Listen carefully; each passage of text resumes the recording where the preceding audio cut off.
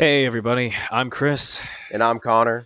and this is another episode of the Metal Inside Me podcast. But before we get started, we actually have a sponsor today, and that sponsor is the people over at Inkwell Apparel, which is an American apparel company that makes custom t-shirt and other clothing designs, such as the ones that we're currently wearing. Yes, they are really dope. Often metal themed t-shirts, rock, very very cool, awesome custom designs. Take a look at some of the other designs right here. Or approximately right there. Approximately right there. We're putting in the pictures after. But anyway, the stuff they sell would never be out of place at a live show whenever we get back to going to those again. That's yeah, true. And so, without any cuts, we'll just go ahead and launch into this latest episode, which but is... check out and link in the description to their website and Instagram page. Check out what they got. I've never done an ad read before, so... That's all right. All right. Start us off. So, today's episode of the podcast, we are reacting to My Chemical Romance's I Brought You My Bullets, You Brought Me Your Love. This is the third part in our MCR series, but it is their first album. Yes. So, to give you guys some context, if you haven't seen our other MCR reactions, before we started these reactions/discussions, I had never heard MCR before. I had only heard Welcome to the Black Parade, the single, and that's it. And all I knew going into this was I knew people thought of MCR as this emo band, and that's literally all I knew. I didn't know what their other music sounded like.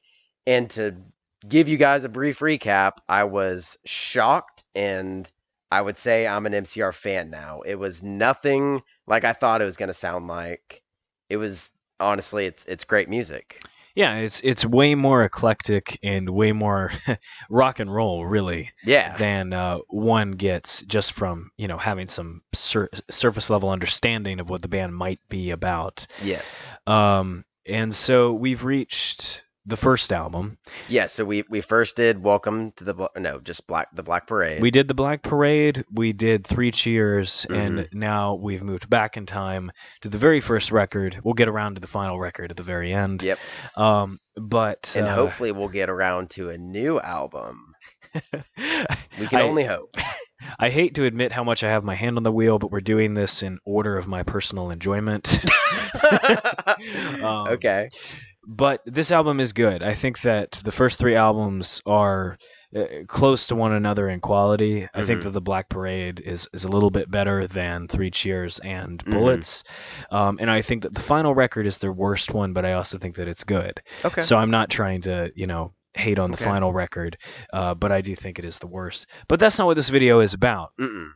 We're going to jump into Bullets, and something I wanted to go ahead and tell you now that we're about to go listen to it is that I think that this record is the one that has the most connective tissue with punk rock as a whole. Post-hardcore, hardcore proper, and just all of the different tangents that have spun off of punk rock. I think you'll detect a lot of influences from those genres and subgenres on this record in a way that you don't in the later records. Okay. That's actually what I was expecting. I think I mentioned this in Three Cheers. When we listened to Three Cheers, I heard so much more punk rock than I did on the Black Parade. And so I was expecting their earlier stuff to be even more. I'm expecting more yelling, more punk rocky, less rock and roll on this record. Yeah. So with Three Cheers, I think that they refined their sound and they basically figured out who the band was. They've defined themselves, created an identity, and put it out with this incredibly pristine clarity of this is what My Chemical Romance is. This record is more rough around the edges, but you're going to see that it's definitely the same band. The rock and roll textures where you have twangier guitars and things, those are still going to be present. Okay. But the song structures are going to be, they're going to have more in common with post-hardcore. Okay. And you're going to overall hear a lot of post-hardcore influences overall. And at the very end of this, we'll have a little discussion about what post-hardcore even means. Yeah, because I'm even a little unclear on that. because and I have to say before, obviously that discussion is going to be at the end of the video, but there are going to be plenty of people who see this and even listening to me say that are going to be like, this record is not post-hardcore. And I'm not saying that it is. I'm just saying it has the most post-hardcore influence of all of their albums. Okay. And we'll dive into all that at the end. Yeah, because at the end we'll have heard the whole album. We can explain why parts of it relate to post-hardcore. Right. Okay, that makes sense to me. Yeah. And also, just to give you guys more context, I was a metalhead before hearing MCR. Yeah, that's pretty much all the context you need to know. You can see the name of the channel. Oh, yeah, that's also true.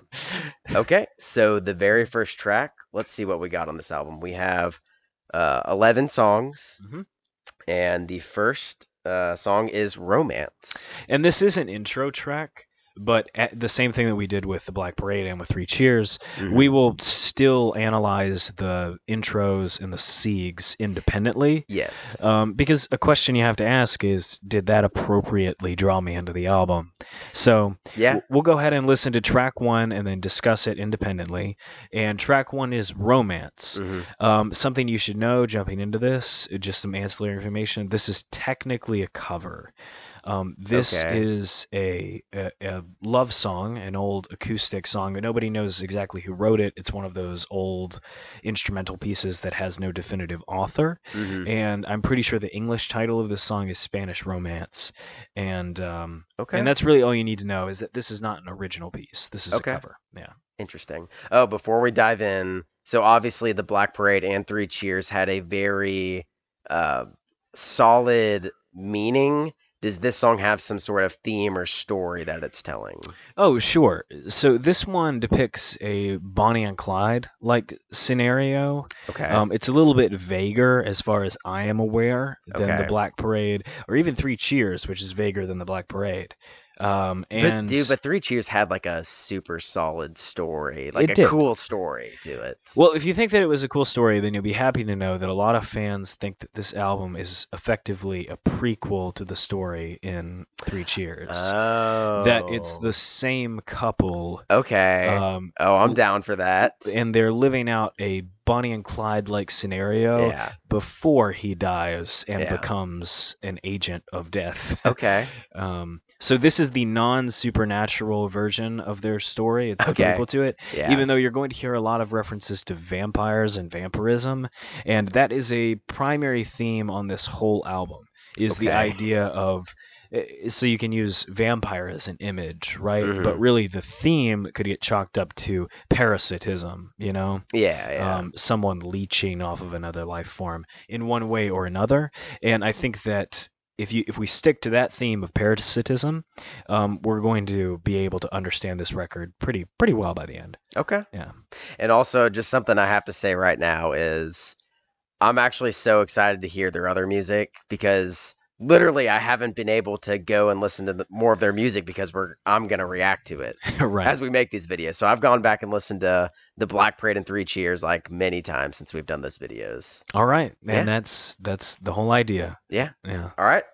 We're jumping into Romance, Chris. Okay. I will count us down once I get my headphones on. In 3, 2, 1.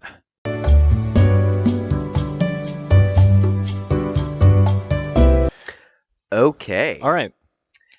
So, interesting beginning track. You said it was English translation was Spanish Romance. Yes. I could hear the Spanish guitar playing. Yeah. So traditionally it's played on a flamenco guitar, which is a Spanish instrument to Latin instrument. And I'm curious. Nylon guitar strings. Yes. Traditionally. Yeah. And that did sound like it was played on a nylon guitar. Yeah. It sounded like it was played exactly as it was originally composed. They didn't do anything with it. I want to ask you, do you think you've ever heard that before? Because I mean, honestly, it sounds like a very general sound, so kind of it sounds familiar in a way. It gets used in a lot of media. It's actually a really common instrumental tune that's used. There's a really excellent, and this is just supplementary information for the audience and for you. There's a really excellent version of it performed by Estos Tonne that's on YouTube. Okay. He is a guitarist who does street performances. He busks, and he has an amazing flamenco performance of that. Okay. Where he really picks up the tempo and starts adding a lot of nuance to it. Yeah. It's incredibly common. And I'm not sure that objectively it's particularly connected to the narrative, just in the sense that I've read that apparently Gerard Way is a big fan of Dawn of the Dead, which is a classic horror film in which that song is featured. However, it also can be interpreted as connected to the narrative because this is a song. I mean, not a song. This is an album about two lovers. Yeah. And as a result, a very traditional, classic, and often used piece of romance music would be appropriate for such a scenario. Yeah. I'm interested to. It's an interesting beginning because I'm expecting the music to sound very different from that. Yeah. So. Yeah, but and so in general, do you feel like that was an appropriate opening? I mean, obviously you haven't heard the album yet, but it's a very interesting opening, and I'm interested to see how it fits with the rest of the album. And that's really all I could expect you to say. All right. Let's jump into track 2. This is Honey, the Mirror Isn't Big Enough, ... For the both of us. Oh, okay. I mean, just I think Google isn't showing the whole song track. Okay, so we're jumping into track 2. Honey, the Mirror Isn't Big Enough for Both of Us. In 3, 2, 1, go.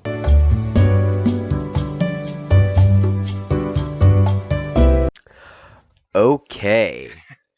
All right. Wow. So that's our first proper track. First proper track. Wow. The very first thing I thought of was, wow, this is MCR again. Yeah. And okay, I wrote down some notes about this. Okay, I was right. It is definitely way more punk rock than their previous work. Not their previous work, just from what I've heard, The Black Parade and 3 Cheers. What I really, really like that. Yeah. I loved how I really like his punk rock yelling vocals, and it just all the instruments are going crazy and fast, and then it goes down into a slow instrumental part, and he uses cleans, and then he just jumps back in. It's just like in and out of the slow cleans into the yelling. Yeah. It's it's really great. So every band starts in a scene, right? Mm-hmm. You know, no band is formed in a vacuum. Mm-hmm. So obviously on the first record, the influences are going to be clearer than on the other records. Mm-hmm. But there is something about the roughness and the rawness of this album that is really endearing and really enjoyable. It's not as theatrical as the later records, but it's definitely still MCR, like you said.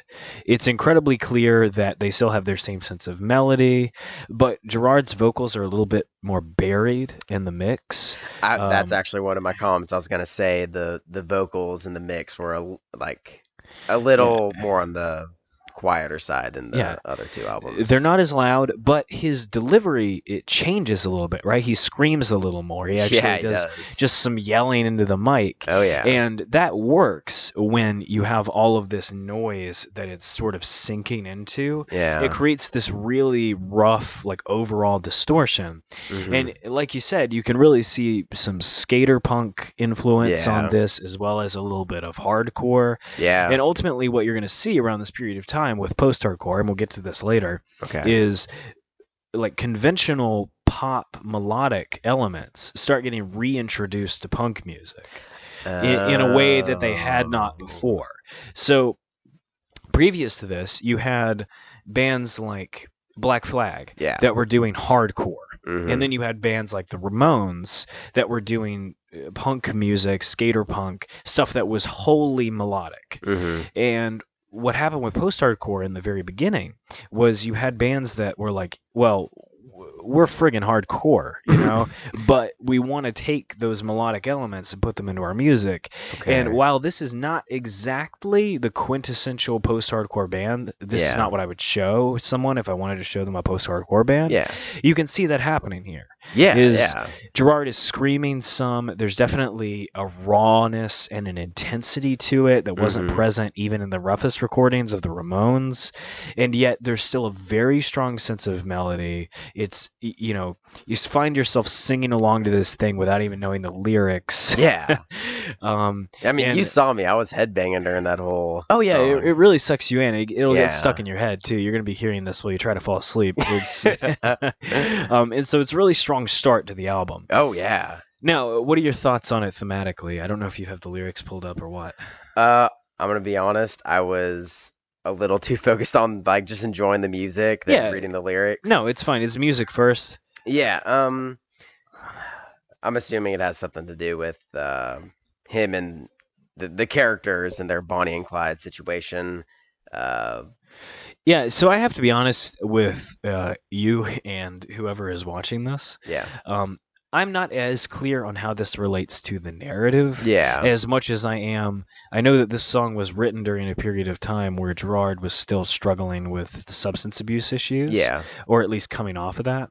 And so the very opening line of this thing... the amount of pills I'm taking counteracts the booze I'm drinking. Right, yeah. This is a song about substance abuse and all that sort of stuff. Yeah. And...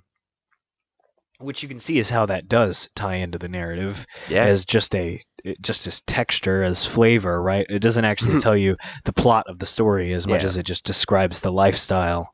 Yeah, I see that. Right, but musically, which I think is more important, and as we've already covered, it's a very strong start to the album. Yeah. I'm excited to see what these other tracks have. Yeah. All right, so you mentioned vampires. So the third track is Vampires Will Never Hurt You. Yeah, and you'll remember possibly that part of the vampire myth is that vampires can't be seen in mirrors. So the first one is... there isn't enough room in the mirror for both of us. It's a little bit of... It's not a direct analogy. Is it saying that the main characters are like vampire, a metaphor that they're vampires in some way? Yeah, and we'll get into this as we go further along in the album. Okay. But some ideas to have in your head as you're proceeding is ways in which people can be vampires upon one another. Yeah. Like codependency and that sort of thing. Yeah. As well as the way you can be a vampire upon society. Not to use what has now become a meme word, but, Yeah. A sort of leech-like existence. Yeah. For someone who is in a Bonnie and Clyde-like scenario. Okay, so let's jump into the third track. Yeah. Vampires Will Never Hurt You. Oh, by the way, this is one of my favorite tracks on the record. Oh, just bro, such a strong start. Right off the jump. This one's great, yeah. All right, let's do it. All right. In 3, 2, 1, go.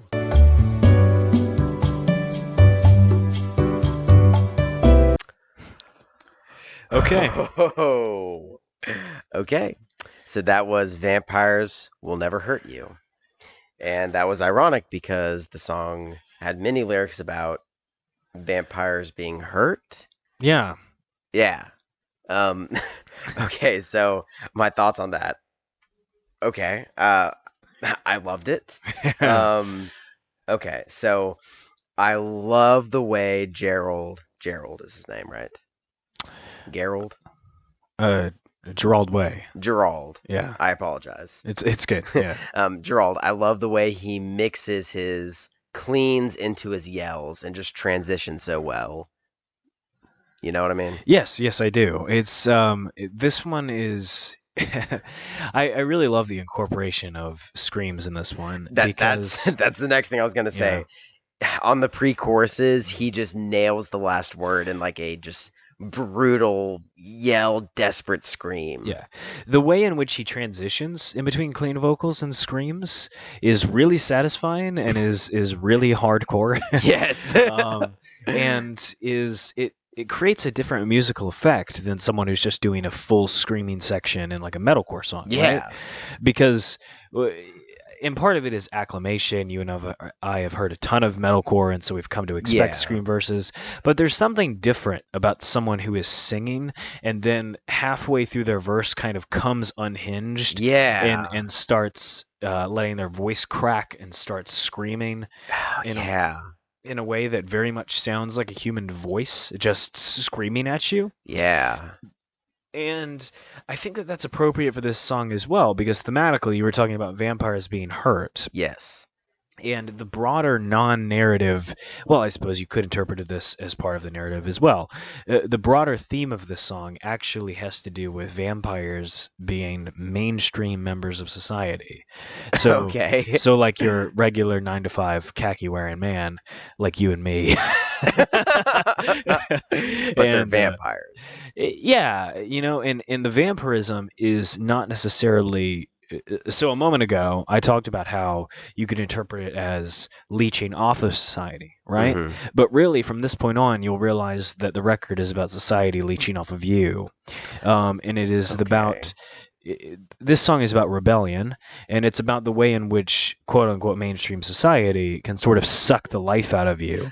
And the Oh. reason why the refrain of the song that he keeps coming back to is, "Will you put the stake in my heart?" Mhm. is he's basically imploring his loved one to kill him if he ever becomes the thing that he hates, Okay. the thing that is sucking the life out of him, right? Okay. Because, in vampire mythology, one of two things can happen. They either bite you and you die because they suck the life out of you, or they suck just enough that you become one of them. You see what I'm saying? Oh. So just view, becoming a quote unquote normie as vampirism, right? It's the version of the vampire myth in which you become part of the monster.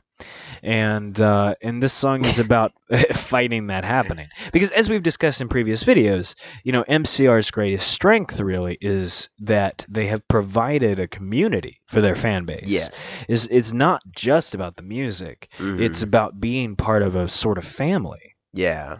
And so this one is sort of like the fighting song of please never let me not be what I am now. Oh my You know. gosh. Yeah. Wow. So, the last thing I was going to say about the song is MCR does a very good job of not having typical structured songs. Now, it's not like progressive songs, but they at least mix it up quite a bit. It's not just verse, chorus, verse, chorus. They always throw bridges in there. They always throw pre-choruses where you're not expecting them. And they throw a solo section, It's always a refreshing song. Yeah, it's interesting because in this song you can hear two things going on that were sort of in their conception at the time that this album was released in 2001 or 2002, and you'll have to forgive me, I don't quite remember exactly what year it was. But right at the very beginning of the 21st century, Mm-hmm. you had this crystallization of pop punk Mm-hmm. that was happening with bands like Blink 182. Yeah. And then on the other hand, you had the conception and formation of post-hardcore, or at least the style of post-hardcore that actively fought against typical song structures, typical time signatures, things like that. So, for example, you and I recently did a video with the bassist of Dillinger Escape Plan. Yeah. And Dillinger Escape Plan, although there's going to be some arguing about what genre they're in, was definitely part of that movement that fought against, just making run-of-the-mill music. Yeah. And now we have our wheedly riff bros like Dance Gavin Dance, right? Yeah. And that's, whether you like them or not, those guys are really just making the music they want to make, and they're taking the time and the effort to create something that is outside of the box. Yes. And so you can hear both of those things in this track. Yeah. The bass riff that opens this thing up is very Blink 182. Yeah. It really could be. If it weren't for the fact that the ensuing guitar riff then goes into a minor key and becomes very malevolent and eerie, that could almost be the beginning of a Blink song. Yeah. But you can also, as you just said, you can hear the song structure breaking up in such a way that it's emblematic of the way in which bands like Dillinger would later create songs, or really around the same time create songs, that are just completely off the wall in their structure. Yeah. Wow. Yeah. I'm starting to see how this is possibly classified as post-hardcore. Okay, so we are on to track 4. Drowning Lessons. Right. All right. This is probably about Bonnie and Clyde drowning people. Let's see. Or society drowning you. All right. Track 4. Let's get it. In 3, 2, 1, go.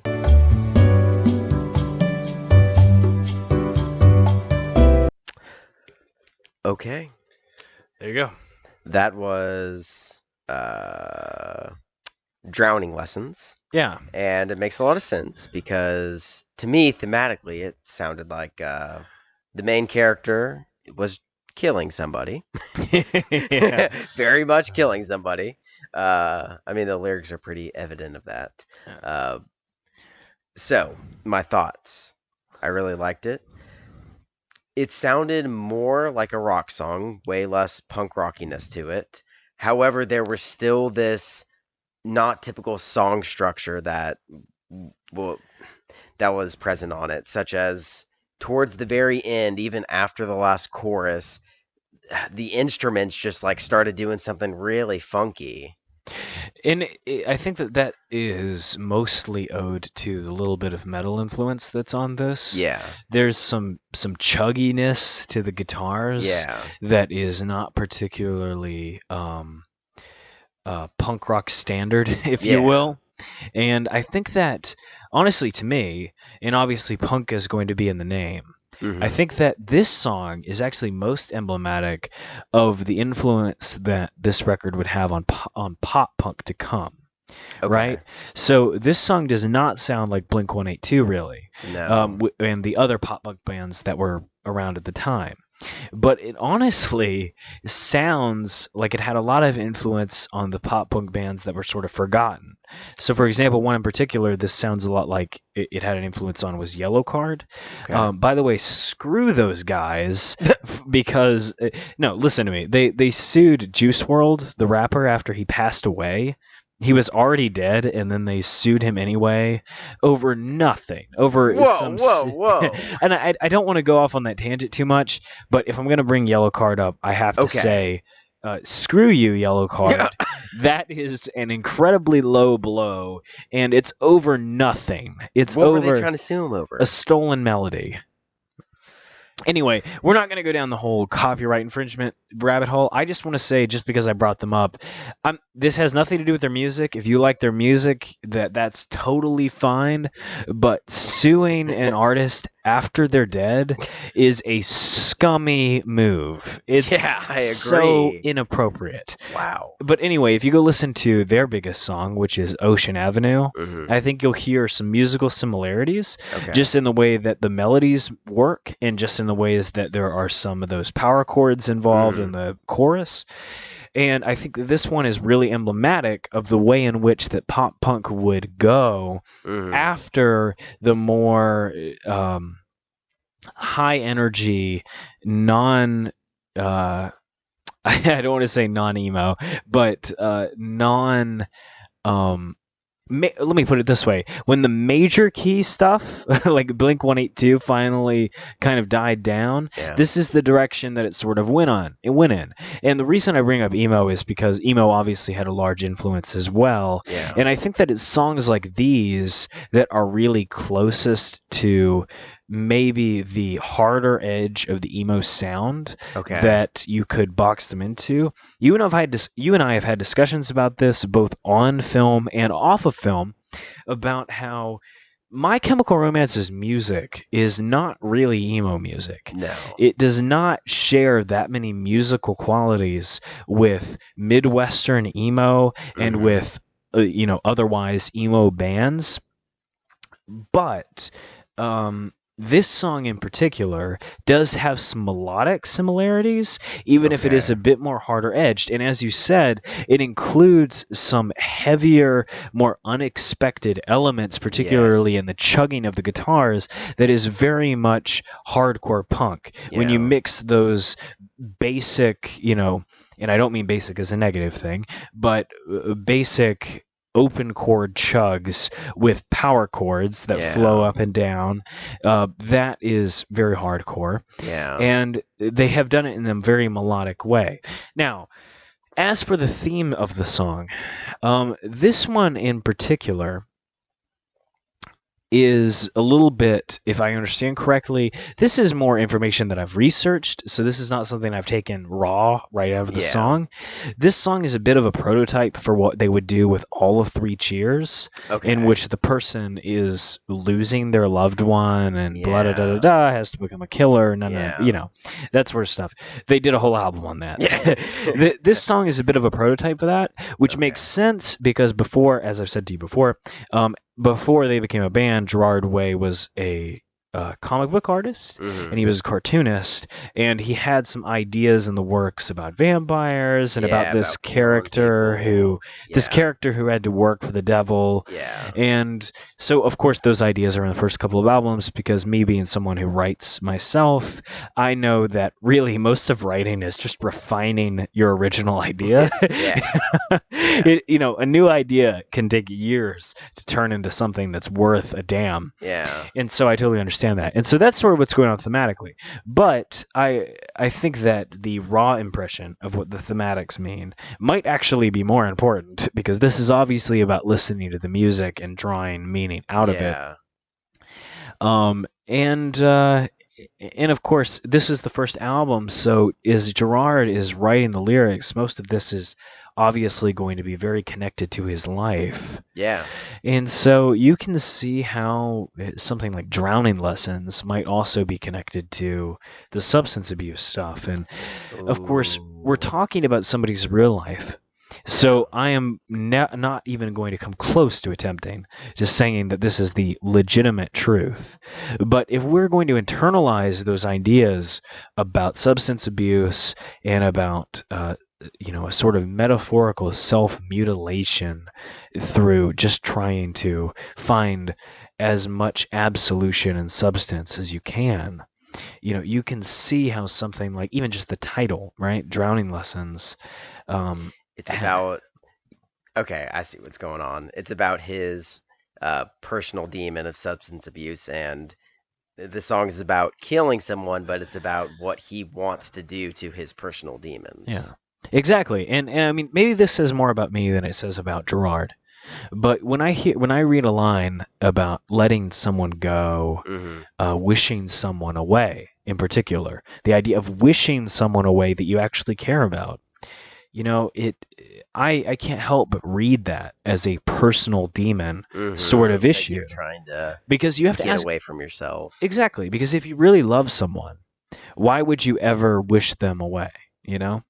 And but it could be a substance abuse because you love it in a way, but it's actually damaging. Exactly. There's this excellent quote that I've shared with you before, because you know how much of a nerd I am about this particular writer. But there's a David Foster Wallace quote, which is that, and you'll have to forgive me if he never actually said this, because this is from the film about him, but it's also in Infinite Jest, which is that when a person jumps off of a burning skyscraper, it's not that they're no longer afraid of dying. It's that whatever is behind them is so terrible that they feel that they have to jump. And you can see how that might tie into this idea of why would you let someone you love go? And it's that whatever is behind you is so terrible or so powerful, has so much influence on you, that you feel as if you have no choice but to get away. Yeah. Yeah. And so it's and if you combine that with the incredibly powerful melody in this song, it can be very, very moving. Wow. So yeah. So for all you kids who are not giving MCR the credit that they're due. Wow. That is you can draw a lot from this. You can. And the last thing I want to say about the song is it is very refreshing to hear MCR mix up their sound. Okay, so a lot of albums I listen to, it's almost the same thing throughout the entire record. Right. This song is very different from the last song. From the last two songs? Yeah. Yeah. So, I mean, on every album, they at least take a couple songs and try something different, and mix it up in some way.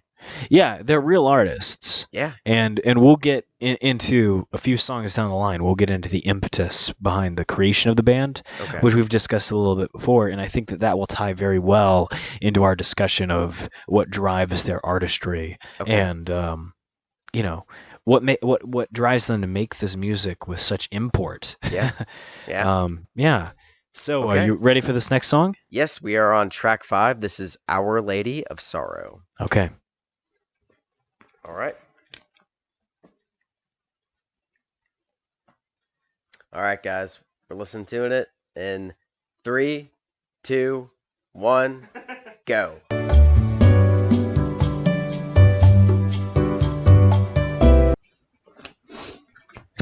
Okay, that was Our Lady of Sorrow. It was very punk. Yes, that's exactly what I was going to say. It was a very short song, a very punk song. I agree with you what you said at the beginning. This album is a little more vague with its concept. I mean, it is kind of difficult to extrapolate a story from it. But it sounds like he's talking to his lover during the song. Yeah. About kind of the bad things they have to do together. That's what I can get thematically. Song-wise, again, an awesome punk song. They mix it up with a song structure.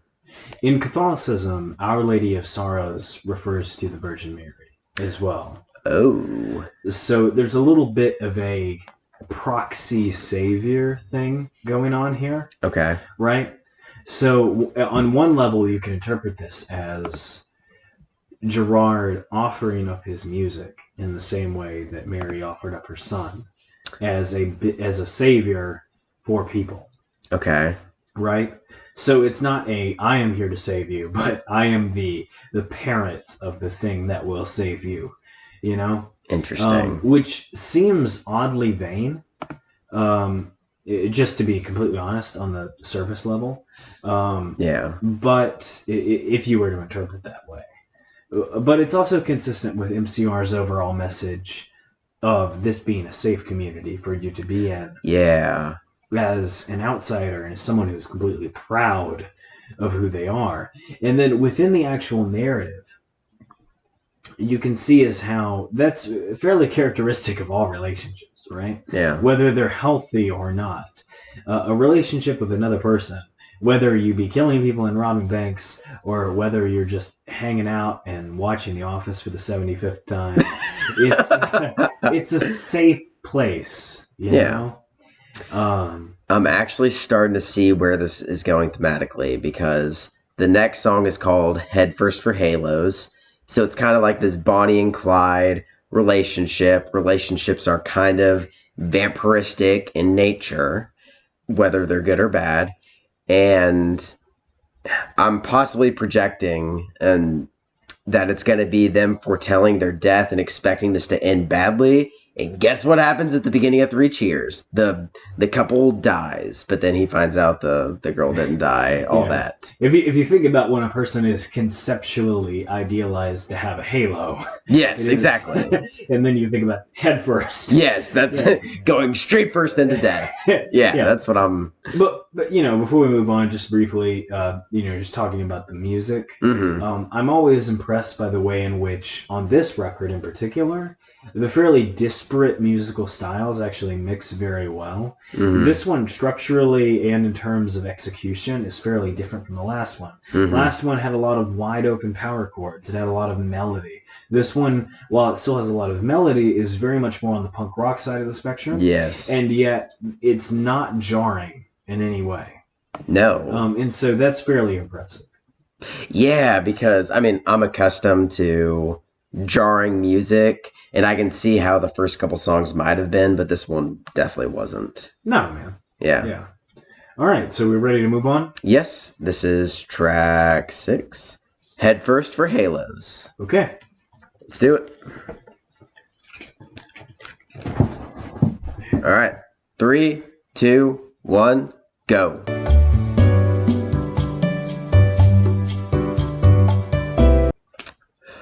Oh, man. Okay, so that was track 6. Headfirst for Halos. Headfirst for Halos. Okay, so I got some thoughts about this one. Good. It was a short track. Okay. So we brought this up before about how they don't want to become, how he doesn't want to become part of society. Okay. Yeah. And he brings up taking the red versus the red versus the blue pill, basically juggling the thought of he would rather be dead and be headfirst for Halos than become part of society. I'm glad you brought that up because I had like 3 levels of meaning on this thing, and now we have 4. Yeah. Yeah, that's actually a completely solid interpretation. Yeah. Also, I'm aware that at this point in time in 2020, red pill is unfortunately related with incels and other unfortunate humans. Screw you guys. No, seriously, if you hate women because you can't get laid, screw off. We don't want you watching our video. If you hate anybody for categorical reasons, stop watching this video right now because My Chemical Romance isn't for you. Okay, now let's get back into this video. That's very true. Okay, I agree with that. Now, abstracting the meaning that you just got away from the unfortunate meme relation of red pill, right? Yeah. I think that's completely legitimate interpretation. It's also important to bring up at this time that this band started, and I brought this up in our 3 Cheers review, yes. Right? This band started after September 11th, 2001. Gerard Way, and if you don't quite remember this fully, this might seem like an odd transition. Gerard Way was in New York City when 9/11 unfortunately occurred. And he decided to start the band after that happened. Mm-hmm. There are some interpretations on the internet that this song has some relation to the individuals who decided to jump when the building was collapsing. Which, now obviously I brought up the David Foster Wallace reference of the suicide jumper earlier. Not apropos of this, but it does tie in quite well. Especially if he was in New York City when this band started, obviously some of those themes from 9/11 are going to, of course, be present on this album. And so there is a little bit of that some people on the internet have interpreted after listening to this song. I do want to point out, I just Googled, The Matrix came out in 1999, so the red versus the blue pill is probably a theme on the song. Yeah, I mean, that's where it started, right? Yeah. And then we also have a little bit of the drug abuse stuff that's related to this, right? Which is, of course, very important on this first album, as well as 3 Cheers. Mm-hmm. And then the next level I want to talk about just in the music is, I've talked about pop punk a little bit. Mm-hmm. I've talked about post-hardcore and hardcore a little bit. On this album, and on this song in particular, you can really hear those coming together as one. There's a lot of very strong melody, which is, of course, related to pop punk. But you can also hear those strong chugging guitars and a little bit more intensity that's related to post-hardcore, as well as song structure. Yeah. So not only with this song do we get to hear the musical influences coming together in an incredibly solid, confluent way, but the themes are coming together in 3 or 4 levels of talking about, wanting to stay apart from, mainstream society. Yeah. About what influenced the band initially being September 11th. Yeah. And so on and so forth. And it's pretty it's really something. And then, of course, you also have the influence of drug abuse and that sort of thing. Yeah. And of course, if you were going to talk about drug abuse and you were going to title your song or lecture Headfirst for Halos, I think that everyone involved would immediately understand what you mean. And so, yeah, this is definitely a standout on the track list. along with Vampires Will Never Hurt You. Yep. And do you have anything else to say about this before my mic falls into my lap? No, I think we're ready for track 7, which I'm assuming this will probably have some sort of 9/11 theme, which is Skylines and Turnstiles. Yeah, this one is pretty strictly related to September 11th. Okay. As far as fans are concerned. And yeah, I think we should just get into it. Okay. So we are getting into track 7 in 3, 2, 1, go.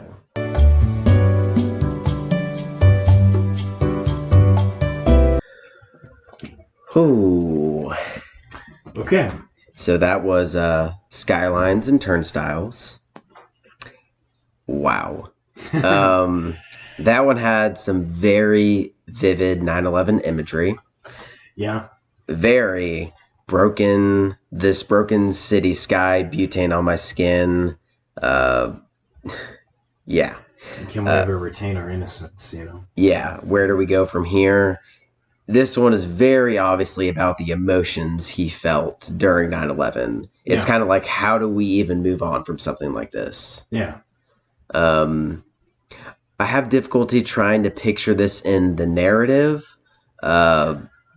Obviously, the Turnstiles reference has something to do with everybody, and there's lyrics about this, everyone being in a line, and you're just kind of, being sheep, being herded, following everybody. So that has something to do with this, about society and everybody fitting in, and he doesn't want to be a part of it. And yeah, and being let through via money, one person at a time. Yeah. But obviously much more, much overshadowed by the 9/11 reference of New York City and what happened there.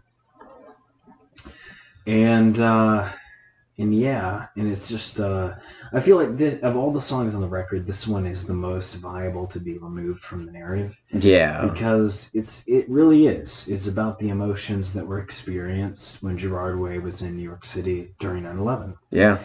And however, if I had to put it into the context of the narrative, it could be about because he's talking about, not wanting to be a part of society. Him and his lover, they're doing something different, as well as where do we go from here? They're actually starting to experience emotions of, we've committed these bad crimes. How do we even move on from this? And that's obviously a very relevant theme in Three Cheers. Right. So I can kind of see how this forms into the narrative, but the largest theme is obviously about 9/11. Yeah, it is. And then musically, I have basically the same comments that I have for the last song. Mm-hmm. You can see how hardcore and what would become the 2000s pop punk really meld here. Yeah.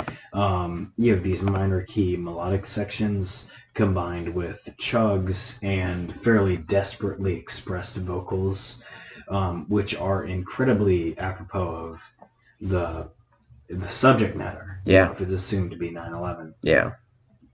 Yeah. Okay. I think we're ready for track 8, which is Early Sunsets over Monroeville. Okay. And this is a big one on the album. This is a big one. Okay. Wow.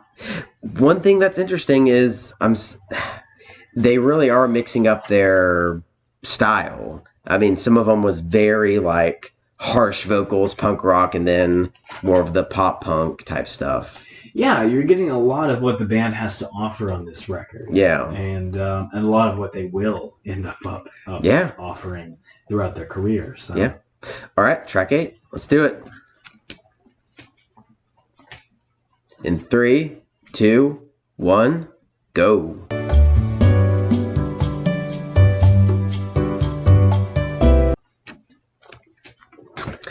Okay.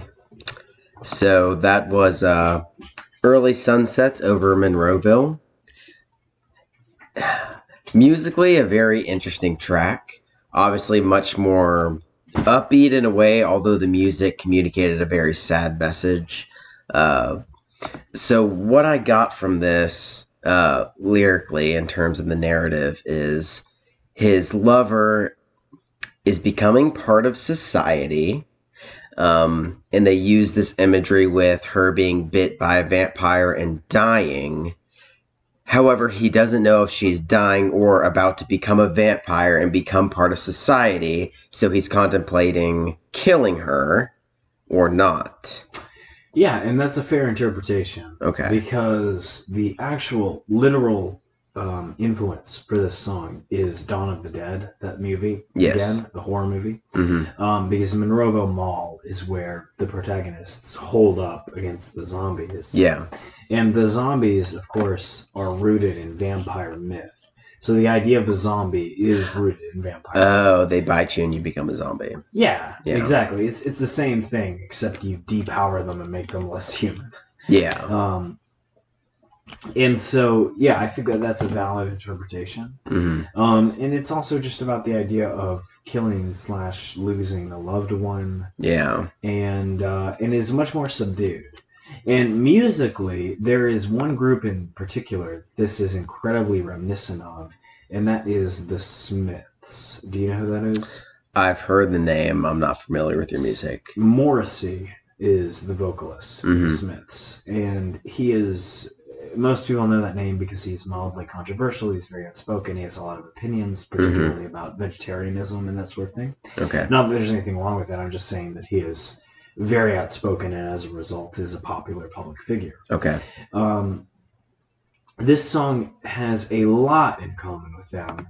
They were an indie rock post-punk band in the 80s. And songs such as Please, Please, Please, Let Me Get What I Want are obvious influences on this song. Okay. From Monroeville. Yeah. It's just a song I wasn't expecting on an MCR record. Very subdued. Yeah. Interesting. But consistent with your previous analysis of, on this record we're getting much more disparate influences. Yeah. A lot more variety. Yeah. They're really showing those influences on their sleeve and not tying them together into a single thematic piece like they have on the later records. It's refreshing to hear an album with so many different influences, because normally when you hear an album, you're like, oh, they're influenced by this person and maybe this band, and the whole record sounds like that. Yeah, there's a lot of variety. Yeah, there is a lot here. And that was track 9. No, that was track 8. So now we're jumping into track 9. This is the best day ever. Let's hope so. All right. Let's hope this is the best day ever. Let's get it. I'm kind of hoping for a more punk rocky finish to this album. Well, we'll see. Okay, we'll see. Track 9. This is the best day ever. In 3, 2, 1, go.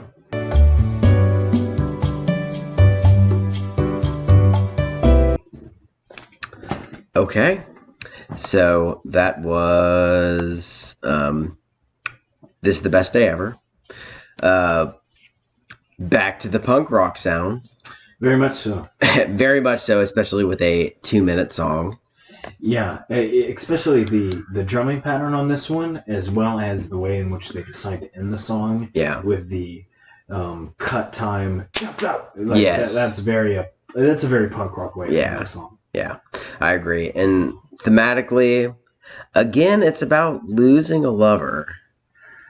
Yeah, that's what I got from it. Or rather being trapped in a sort of stasis, right? Like you have this idea of a burning Ferris wheel. Yeah. And you're sort of stuck moving, but not actually going anywhere. Oh, I see. Yeah. Yeah. Interesting. So as you've noted before, this one has less of a linear narrative than the next 2 albums. Mm-hmm. But you can see some of the similar ideas that would pop up on 3 Cheers. Yes. Yes, I do. I see a lot of correlations to 3 Cheers. And now I'm very interested to know. So this album is a lot more vague on the theme and the story that it's telling. I'm interested to know what...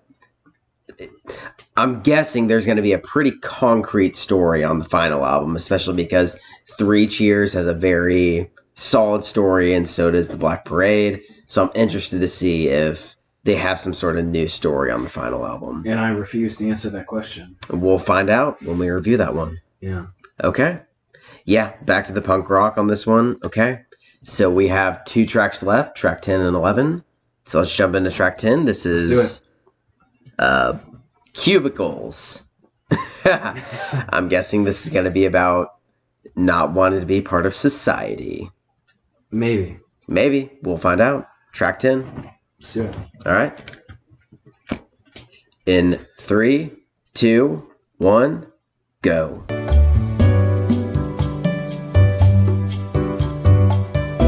Okay.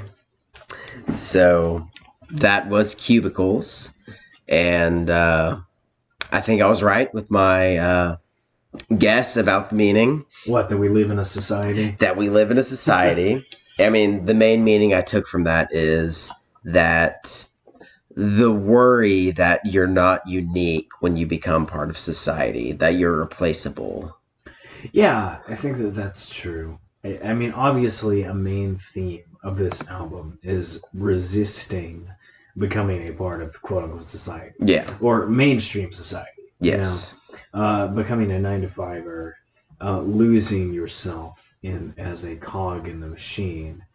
And this is also tied into the more romantic themes of the album. Mm-hmm. It's my understanding that a lot of people interpret this as a sort of flashback in which the protagonist sees his lover in a rather banal, boring workspace. Yeah. And then she leaves, and he is quite sad about that. Yeah. I mean, the one lyric that's repeated over and over is, "I think I'll die alone." Yeah. And if we abstract those things, though, it's about losing your passion for something more banal and something more conventionally appropriate, which I think is basically what this album and the band as a whole is really all about, right? Yeah. It's about embracing who you are and embracing those things that you're really passionate about. Yes. Over conceding to a society that will only brutalize you. Yeah. Yeah. And obviously this track was back to the more punk rock style. And yeah, we're on track 11, the final track. And all of their final tracks have always impressed me. So we're ready for this one.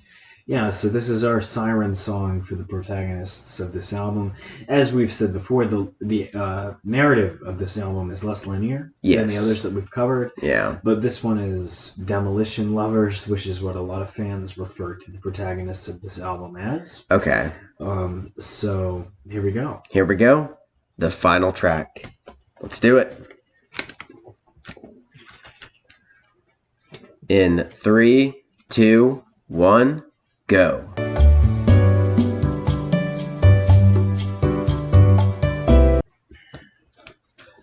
Wow. Okay. So that was the final track. We made it through the whole album. The whole album. That was Demolition Lovers.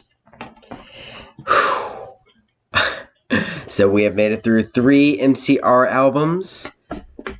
That was not a disappointment. Of course, they end the album with a very interesting track. Yeah. Oh my gosh. So it's a 6-minute track where they spend like 2 minutes very slowly building to some yelling vocals. And then something very interesting happens where they almost split one song into 2 totally different songs, where they totally slow the song down and they transition into a whole nother part. Yeah. Let's see. So like in the 4-minute part, here, Chris, I'll help you do this. Apologies. So I'll keep talking. At like the 4-minute mark, they totally stop the song and transition into a whole different. It just blew my mind. Yeah. So obviously this follows the atypical song structure that they've done throughout this entire album. This song is about losing a lover in some kind of way. Yeah. They commit to the atypical song structure, and they commit to the true dropout on the bridge, right? Yeah. And this, as well as, and the name escapes me just talking right off the cuff, but this is one of those tracks that is also definitely a bit of a precursor to Three Cheers. Yes.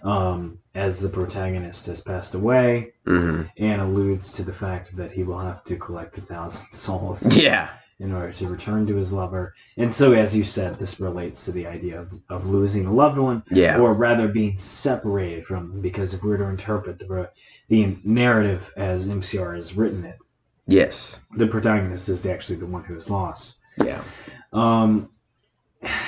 Yeah, and it's just a nice statement to button up the music on this album. Yeah. Because as with several other tracks that we've discussed previously, this one really ties together the disparate elements that are seen on this album, that are heard on this album, very tightly into a single track. Yeah. Which is part of why this is perhaps the longest track on the record, as well as a track that has some very distinct transitions, some very distinct sections. Yeah, so something I was very interested about on this album is just the atypical song structure, just the changing of everything. And is that a post-hardcore element? I'm not really sure. It depends on what element of, or let me not say element. It depends on what branch of post-hardcore that you're going into. Okay. Because to discuss post-hardcore briefly, and I should preface this by saying that I am not declaring that this is a post-hardcore album. Yeah. I am saying that this is an album that was birthed around the same time as post-hardcore. Yeah. It is an album that shares a lot of commonalities with post-hardcore, and definitely has some hardcore influence. Obviously. And as a result, is worthy of discussion in that same arena. So, post-hardcore basically came out of this idea that if we take hardcore punk and we just start adding different elements to it, if we start doing different things with it, what can we do? Yeah.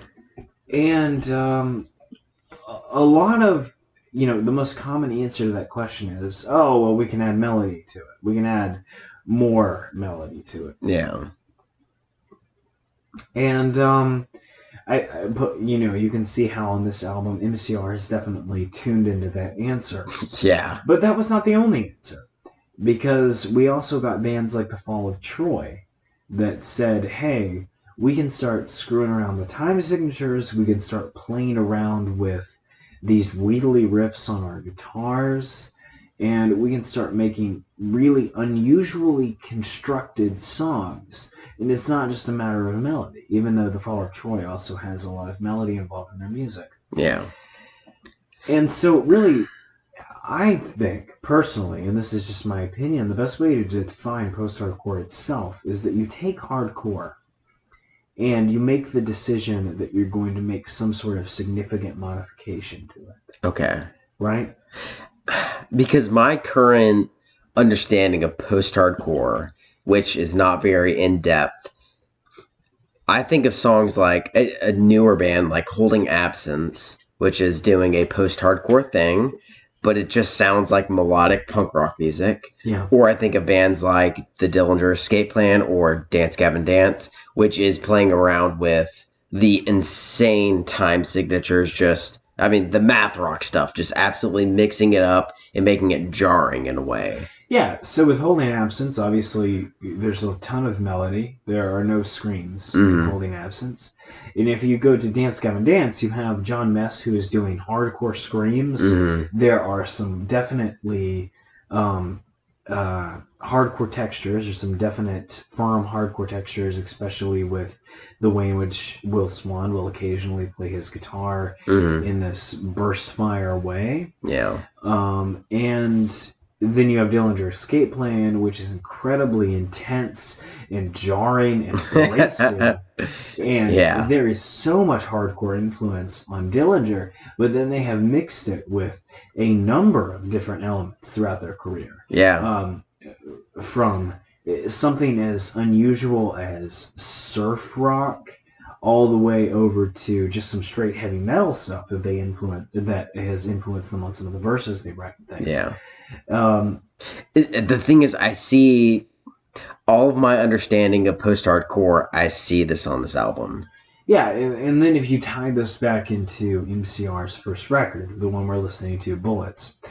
So this album definitely has some hardcore influence when Gerard will go into screams, when power chords become the primary driving force of the song, when the drums will become frenetic but still incredibly spacious. That's a very hardcore way to play your drums, is when you have a ton of frenetic energy. Oh, and there's also a lot of space in between the cymbals, in between the toms, in between the kicks. You know, the yes. And there's a lot of that on this album. Interestingly, and I'm not sure this really informs you about this album as much as just about the whole scope of it, things, right?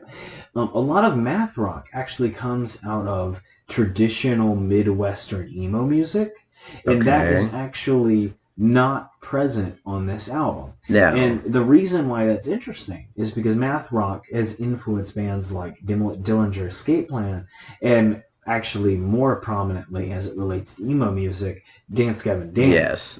And so that's actually musically the emo influence is those brighter flourishes of math rock that pop up on Dance Gavin Dance do not pop up on this record. No. Which I would say definitely has some post-hardcore connective tissue. But the connective tissue that's on this record that connects it to post-hardcore is actually not the emo sort. No. And so it's actually sort of funny in a way that this band gets classified as emo. And we've discussed this previously. It has much more to do with style and aesthetic than it had to do with their music. Yeah. But I just find it particularly amusing that there actually is a bridge between emo and post-hardcore, but it does not pop up in MCR's music. It actually pops up in the Fall of Troy, Dance Gavin Dance. Those songs those bands that are much more concerned with math rock structures. Yeah. Yeah. Wow. Okay, so taking all of that into consideration, we are going to give this album a score from 1 to 10, taking into consideration musically everything that's happening, our personal enjoyment of the album. Yeah. We're going to briefly discuss how we consider this album compared to the previous two albums that we have reacted to. So, Chris, do you want to give your score first? So my personal score for this record is a 7 out of 10. Okay. Like I said previously, I don't enjoy this one as much as I enjoy Three Cheers or The Black Parade, the latter of which I think is their best record. Okay. And also personally, I think that the first half of this record is substantially better than the second half. That is just my personal opinion. Okay. I think a lot of that has to do with the fact that the melodies on the first half are stronger. Yeah. But that's just what I think. Okay. And I think this is a great album. I don't think that they've ever released a truly bad album. No. Well, I don't know yet. I haven't heard the last one. Okay. So, Chris, I'm about to give this a very unique score. Okay. Because I find this album more interesting musically than Three Cheers. And I'm going to compare this more to Three Cheers than I will to The Black Parade, because The Black Parade, genre-wise, is very different than this album. And this shares a lot of commonalities with Three Cheers. I found this album more interesting than Three Cheers, but I enjoyed Three Cheers a little bit more. Right. And so I'm going to give this a 7.25 out of 10. That is a unique score. It's a little bit more than a 7 out of 10. I think I gave Three Cheers probably a 7.5 or 8 out of 10. So it's just a little bit less than my enjoyment of Three Cheers, but it was definitely a very interesting album. There's a lot of themes going on with the whole 9/11 everything. There was a lot to break down, but just my personal enjoyment of the actual music was just a tiny bit less than Three Cheers. All right. Okay. So everybody, if you have enjoyed these 3 reactions so far of My Chemical Romance's albums, we will be reacting to the final album, which I don't know the name because I haven't listened to anything besides these 3 albums. Okay, we have one more to go. We have one more to go. I'm an MCR fan now.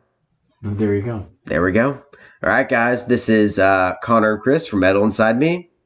See ya. See ya.